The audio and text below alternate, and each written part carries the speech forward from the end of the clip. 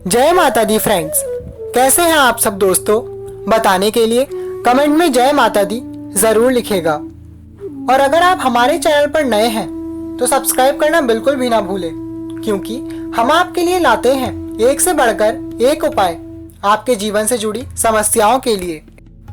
दोस्तों, पितृपक्ष चल रहे हैं और आज हम जानेंगे पितृपक्ष में किए जाने वाले कुछ ऐसे चमत्कारी उपाय जिन्हें करके आपका जीवन खुशियों से भर जाएगा, आपके जीवन की कई समस्याएं दूर हो जाएंगी। दोस्तों, पितृ कौन होते हैं? हमारे अपने जो पूर्वज होते हैं, उनकी दिवंगत आत्माओं को हम पितृ कहते हैं और उन्हीं को हम पितृपक्ष में प्रसन्न करते हैं।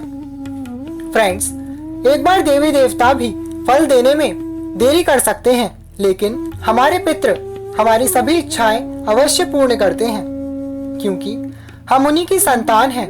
और जिस प्रकार हमारे घर के बड़े हमें पीड़ा में नहीं देख सकते, उसी प्रकार हमारे पितृ भी हमें हमेशा प्रसन्न देखना चाहते हैं। इसलिए हमारा भी उनके प्रति कुछ कर्तव्य बनता है।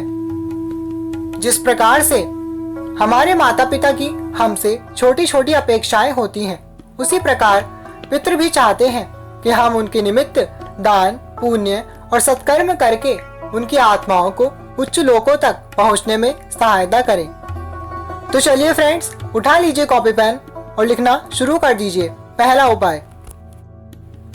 दोस्तों, पूरे 15 दिन पितृपक्ष के आपको सुबह जल्दी उठकर अपने पितरों को दक्षिण मुखी होकर एक लोटे जल में काले तिल डालकर अर्घ्य देना चाहिए। ऐसा करने से माना जाता है कि आपके पितरों की आत्माओं को ईश्वर तक पहुंचने के मार्ग में जो क्षुधा लगती है वो शांत होती है। और ये तो आप जानते ही हैं कि प्यासे को पानी पिलाने से कितना आशीर्वाद मिलता है।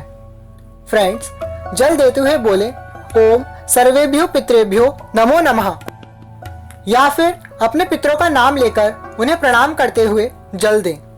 फ्रेंड्स, हमारे पितरों को ईश्वर तक पहुंचने के मार्ग में अनेक कठिनाइयों का सामना करना पड़ता है, जो उनके इस लोक में किए गए कर्मों के अनुसार यातनाएं मिलती हैं। अगर आप भी अपने दादी दादा, नानी नाना या जो भी आपके दिवंगत पितृ हैं, आप उनसे प्रेम करते हैं और चाहते हैं कि उनका मार्ग सुगम हो जाए, तो उनके निमित्त दान अवश्य करना चाहिए।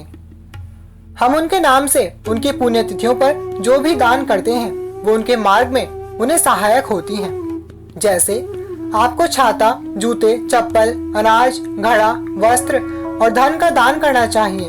आप जिस भी वस्तु का दान करेंगे, वही आपके पितरों को वहां उपलब्ध हो जाएंगी और वो अपनी यात्रा सुख से कर पाएंगे। अगर आपको अपने पितरों की तिथि याद नहीं है, तो आप सर्वपितृ अमावस्या को भी ये सब वस्तुएं अपने सभी पितरों के नाम से किसी भी दरिद्र ब्राह्मण या जरूरतमंद को दान कर दीजिए। दोस्तों, जिस घर में पितरों का सम्मान और सत्कार नहीं होता, उस घर में पितृदोष लगता है, जिसके कारण घर में लड़ाई झगड़े, क्लेश रहना, पेड़ पौधों का अचानक ही सूख जाना, बनते हुए काम बिगड़ जाना और अपनों से बड़ों से अनबन रहना, ऐसे लक्षण पाए जाते हैं। इसलिए हमें अपने पितरों को अवश्य ही तृप्त रखना चाहिए और उनकी पुण्य तिथियों पर पिंडदान और तर्पण करवाना चाहिए। आप किसी ब्राह्मण से करवा सकते हैं, और अगर आप ये भी नहीं कर सकते तो आपको बता दें एक सरल सा उपाय। आप अपने पितरों की तिथि पर सुबह की सबसे पहले की 2 रोटियां निकाल लीजिए और उस रोटी के 4 भाग करके उस पर कुछ मीठा रख दीजिए। एक हिस्सा गाय को, दूसरा कुत्ते को, तीसरा कौवे को और चौथा चींटियों को खिला दीजिए। दोस्तों, ये सबसे सरल और चमत्कारी उपाय है। ऐसा करने से पितृदोष का निवारण होता है और आपके पितरों की कृपा सदैव आप पर बनी रहती है। आपको पितृपक्ष में शाम के समय दक्षिण मुखी एक तेल का दीपक अवश्य जलाना चाहिए।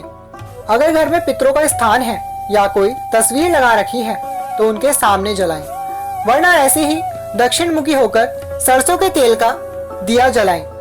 दोस्तों, अंत में आपको बता दें कि अगर आपसे कुछ नहीं हो सकता या आप अपने परिवार से दूर रहते हैं और ये सब नहीं कर सकते, तो इस पितृपक्ष श्रीमद् भागवत गीता का पाठ अवश्य करें, या फिर आप सुन भी सकते हैं। इससे बढ़कर और कुछ नहीं हो सकता।